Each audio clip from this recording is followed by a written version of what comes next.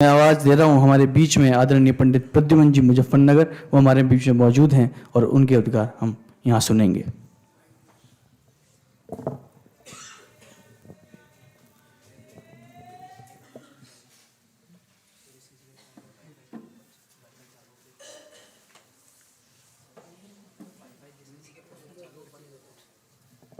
अच्छा,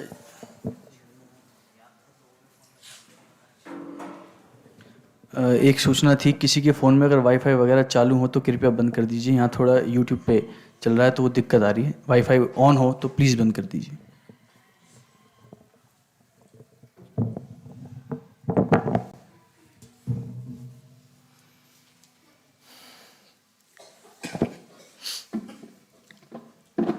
ओम नमः सिद्धेभ्य।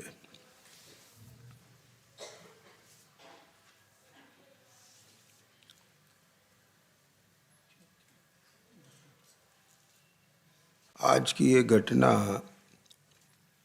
बिल्कुल ऐसी नजर आ रही है कि जैसे आकाश में एक बहुत चमकता हुआ सितारा हमारे देखते देखते ही विलय को प्राप्त हो जाता है। आप लोगों ने वो दृश्य देखा होगा कि अभी ऐसे चमक रहा था और यूं गिरता जा रहा है। ढाई दीप की पंचकल्याणक में ये सूचना मिली कि ऐसी स्थिति हो गई है, तो बहुत ही दुखद बात थी। लेकिन अभी कुछ दिन से जब ये बात सामने आने लगी कि सेहत में सुधार हो रहा है, तो उम्मीद बंधी हुई थी कि शायद कोई चमत्कार हो जाए। आयु कर्म शेष है तो आयुर्वेदिक औषधि का निमित्त बन जाएगा। लेकिन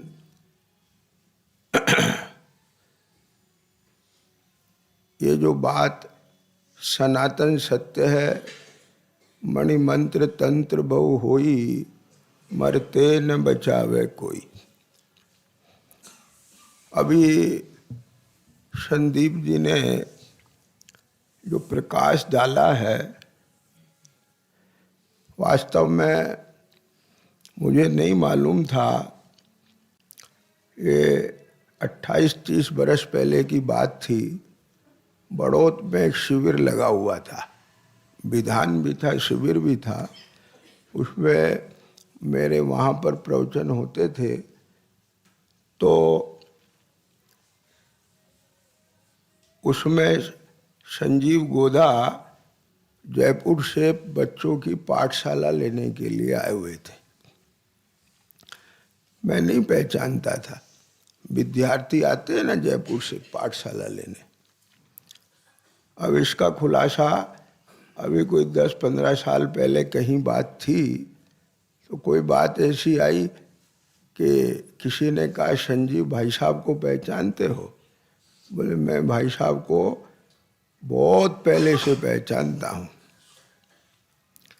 जब मैं जयपुर में दाखिला लिया था तो बच्चों की पाठशाला लेने में बड़ौत गया था, और वहाँ मैंने सुना था। तब से ही मैं इनसे प्रभावित हूँ। तो मैं ये बात सुन के बहुत आश्चर्यचकित हुआ कि विद्यार्थी काल में भी जिसने उन प्रवचनों को इतने लगन से सुना और प्रभावित हुआ है, ये निश्चित ही होनहार बालक है। और पिछले 5-7 बरस में संजीव जी गोधा ने जो एक चमक पैदा की, वो एकदम से आज वह नक्षत्र अस्त हो गया। मैं अभी सोच रहा था कि संजीव जी के जाने के बाद जब वो बता रहे थे ना कि डॉक्टर साहब के बाद उत्तम चंद जी पहले चले गए, तो मैं सोच रहा था हम लोगों की जिम्मेवारी अब कितनी बढ़ गई है सुदीप जी। यानी घर में बड़ों के देखते देखते छोटे चले जाएं तो एक वजन आ जाता है बड़ों पर, क्योंकि एक उम्मीद रहती है कि ये बहुत युवा वर्ग, नया जोश सब संभाल लेगा। लेकिन अब ये तत्व ज्ञान की गंगा तो बहना है ना, ये झंडा तो अविरल ऊंचा उठना है। और छोटे दादा के देखते देखते देखो कितना सब जा रहा है, तो उनके मन में तो कितना बेचैनी होगी, क्योंकि मेरे को ही अभी ऐसा लग रहा है कि हम लोगों की जिम्मेदारी भी और बहुत बढ़ गई है, जो कि संजीव गोदा बहुत संभाले हुए थे। तो 2-4 बिंदु मैं आप लोगों के बीच में रख रहा हूँ। ये बात जो संदीप ने बताई है कि मैं नाम भूल जाता हूँ भैया, वो मराठी कौन नाम लिया था ना, सुनील जी वहाँ कक्षा लेने जाते थे घी के रास्ते में। ये घटना नहीं पता थी मुझे। तो वहाँ पाठशाला में आने वाले बच्चों में और कार्यक्रम करने वाले लोगों बच्चों में एक बालक था संजीव गोदा। आप समझ गए ना, जिस संजीव गोदा ने पूरे विश्व में जैन दर्शन को फैलाने में एक नाम रोशन किया है। उसका जन्म कहाँ से हुआ? पाठशाला से।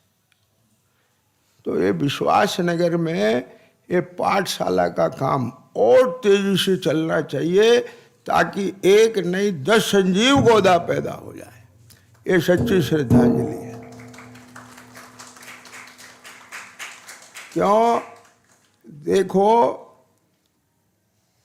आज हम संजीव गोदा को खोकर के क्यों उदास है? इसलिए नहीं है कि संजीव गोदा चले गए। यदि संजीव गोदा तत्व ज्ञान का प्रचार प्रसार नहीं कर रहे होते तो संजीव गोदा को इस श्रद्धांजलि सभा में याद नहीं किया जाता। तो संजीव गोदा को इसलिए याद किया जा रहा है क्योंकि संजीव गोदा ने तत्व ज्ञान का प्रचार प्रसार किया। तो जरूरत आज जिस तत्व ज्ञान के प्रचार प्रसार की है, उस प्रचार प्रसार के काम को आगे बढ़ाने के लिए अकेले एक संजीव गोदा से काम नहीं चलेगा। यहाँ तो सैकड़ों संजीव गोदा चाहिए। और उसकी जो फैक्ट्री है वो जयपुर स्मारक नहीं है। जयपुर स्मारक तक पहुँचाने वाला रॉ मटेरियल को ये स्थानीय पाठशाला है। और मैं आपको एक और बात बताना चाहता हूँ।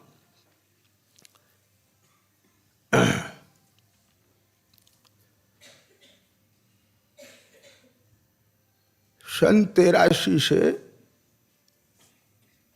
मैंने जो इस तरफ प्रारंभ किया तो वीतराग विज्ञान पाठशाला में पढ़ाने से किया।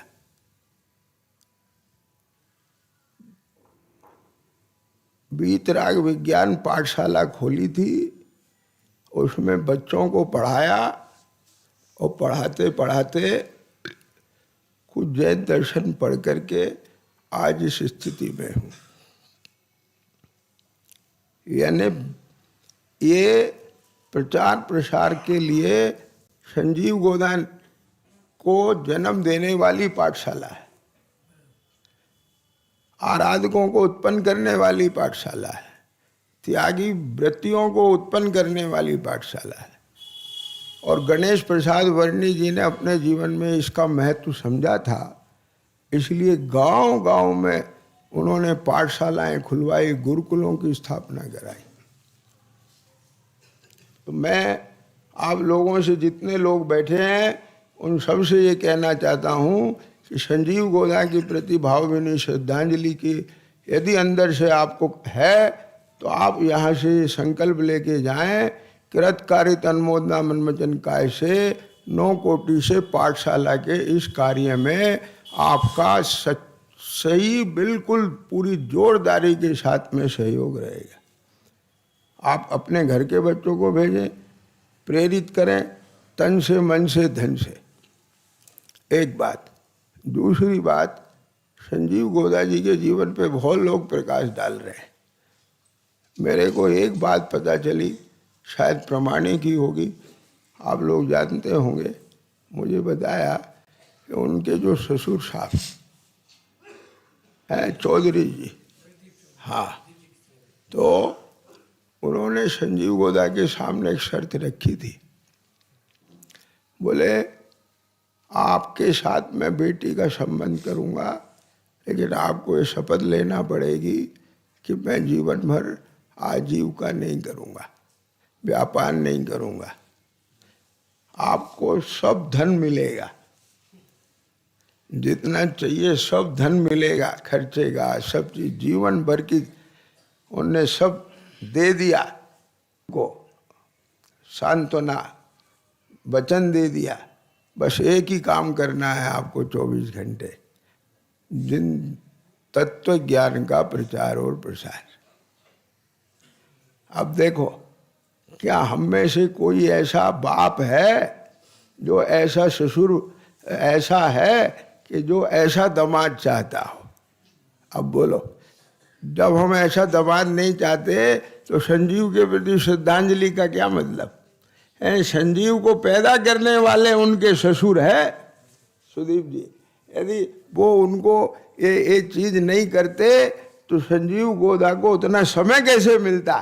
फिर वो भी तो विवेक शास्त्री की तरह से काम धंधों में व्यस्त हो जाते, संदीप तुम्हारी तरह से। आप समझ गए क्या नहीं? संजीव गोदा ने अपना 24 घंटे का समय बिल्कुल फ्री ऑफ माइंड हो गए, कमाना नहीं, धमाना नहीं, कोई चिंता नहीं। अब जो लोग किराए की आमदनी करते हैं, ब्याज की आमदनी करते हैं, उनको भी विकल्प रहता है, अब इसे चढ़ाना, अब ये खाली कर गया, वहाँ लगाना है, ये करना है। यानी संजीव गोदा को जिसने इतना निर्विकल्प किया, आप समझ रहे मेरी बात? तो इसका मतलब ये है, संजीव गोदा को याद क्यों किया जा रहा है कि संजीव गोदा ने पूरे समर्पण भाव से तत्व ज्ञान का प्रचार प्रसार किया। ये तभी हो पाया विवेक, जब उन्हें प्रदीप चौधरी जैसे ससुर मिले हैं। आप समझ गए क्या नहीं समझ गए? बोले आप भाई साहब आज के दिन ऐसी बात क्यों कर रहे हो? मैं इसलिए कर रहा हूँ, वो जो घटना घट गई, आप और हमको भी अपने भीतर ये संस्कार डेवलप करना है, भावना बनानी है कि हम अपने बच्चों को निर्विकल्प करें कि तुम्हारे लिए सारी विभूति है, हमारा सारी संपदा है, पर अपना 50% समय तत्व ज्ञान के लिए लगाओ। हम ऐसे दामाद ढूंढे अपनी लड़कियों को ऐसे कि आप तत्व ज्ञान के लिए 50% निर्विकल्प होकर समय लगाओ, उसकी पूर्ति हम करेंगे। आप समझ गए क्या नहीं समझ? मैं मुद्दे की बात रख रहा हूं आज की श्रद्धांजलि सभा में। यदि उन्हें प्रदीप चौधरी जैसे ससुर नहीं मिलते तो आज आपको संजीव गोदा भी नहीं मिलते।